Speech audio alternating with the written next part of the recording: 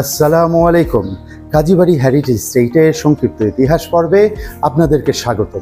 আজকে আমার এই পিছনে যে ছবিটি দেখতে পাচ্ছি, এই ছবিটি কাজী রৌফ সাহেবের পিতা হজরত মাওলানা রহিম বক্স সাহেব, তার স্ত্রী অর্থাৎ কাজী আব্দুল রৌফ সাহেবের আম্মা বক্সান বিবিকে বিবাহ করার সময় মোহরানা হিসেবে 2000 টাকার পরিমাণ জমি এই কাজী পেছন থেকে দিয়ে। তো এই কাজীবাড়ির মোহরানা প্রায় 4000 বিঘা জমি বা এরও বেশি জমি এটি তার নামে মোহরানা হিসাবে দিয়ে দেওয়া হয় 1832 সালে।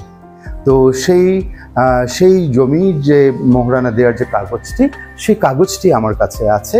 এটি এখানে মূলত টাঙিয়ে রাখা হয়েছে। এই জমিটি কাজীবাড়ির পেছন হতে শুরু করে বিস্তর এলাকা পর্যন্ত চলে গিয়েছে, প্রায় আপনার রায়সা বাজার থেকে বাউবাজারের দিক পর্যন্ত চলে গিয়েছে।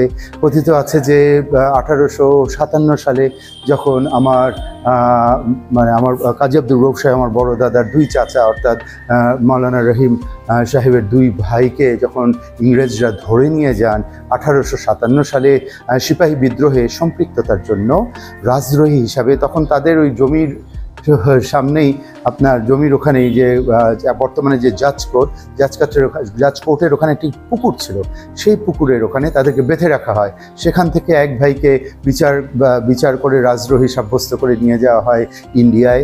সেখানে নিয়ে তাকে কামানের সম্মুখে বেঁধে উড়িয়ে দেওয়া হয় রাজদ্রোহিতার শাস্তি হিসাবে। আর আরেক ভাইকে দিয়ে দেওয়া হয় বিচার করে কালাপানি, যেটা আন্দামানে তাকে পাঠিয়ে দেওয়া হয়। কখনো সে আর ফিরে আসেন।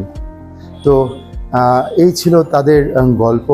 তো এটি নিয়ে আরও বিস্তর আমি আপনাদের সাথে আলোচনা করব ইনশাআল্লাহ ভবিষ্যতে। তো আজ এ পর্যন্তই। আবার কাজীবাড়ির সংক্ষিপ্ত কিছু গল্প নিয়ে, ইতিহাস নিয়ে আপনাদের সামনে হাজির হব। সে পর্যন্ত আপনাদের কাছ থেকে বিদায় নিচ্ছি। আমার জন্য দোয়া করবেন, ভালো থাকবেন ইনশাআল্লাহ। আসসালামু আলাইকুম।